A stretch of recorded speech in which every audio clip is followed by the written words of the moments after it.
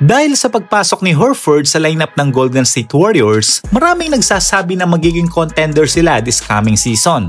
Tapusin mo ang video na to at ating pag-usapan kung bakit sila makakasabay sa mga super team.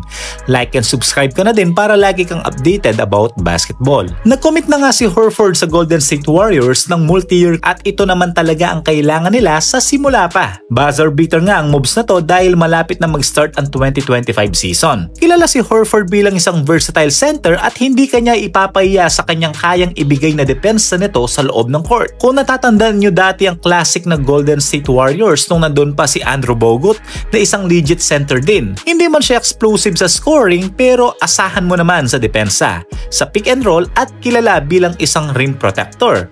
Time passes by, nagiging small ball lineup na ang Warriors. Naging effective naman ito dahil nakailang kampyonato na din sila pero nga sa mga nakaraang season, halos mga higante ang mga players na nag-dominate katulad nila Giannis, Wembanyama at ang kaka-champion lang na OKC last season na kilala dahil merong Twin Tower. At kung babalikan natin ang last season ng Warriors dahil sa injury ni Curry, nahirapan sila sa big man ng Minnesota na si Rudy Gobert at halos nilamon nga lang sila nito. Kaya lesson learned na nga ito sa kanila at ito pa nga ang mas malala. Tinanggal pa nila si Looney sa lineup nila at nasa Pelicans na nga ito. Ang tanong ngayon, paano magiging game changer si Horford sa Golden State Warriors? Isang 6'9 veteran center, 5-time All-Star at may kampyonato na noong 2024 sa kanyang former team na Boston Celtics. Malaking addition at impact ito sa Golden State dahil may legit center na sila.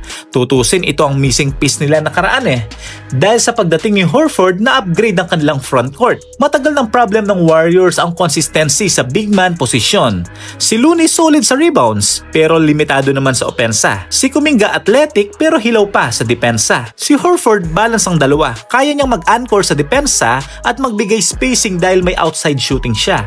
Isa na rin dito ang daladala niyang veteran leadership. Kaya niyang i-guide ang mga young players ng GSW at kaya niyang i-handle ang high pressure games dahil sanay na nga ito. Na-explain ko na nga ito sa previous vlog natin if di nyo pa napanood, nas end screen. Pero ang isang problema lang sa GSW ngayon ay nasa katandaan na sila. Oldies na ang lineup nila, halos malapit na nilang ma-reach ang 40 years old.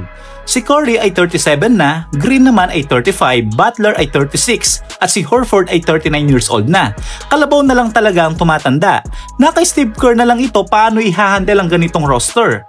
Dapat maging maingat na lang sila para iwas sa injury. At alam naman natin kapag may katandaan na, lumalambot na ang tuhod syempre. Imagine dami mga rising star ngayong season. Sila Alexander, Anthony Edwards, Wembanyama.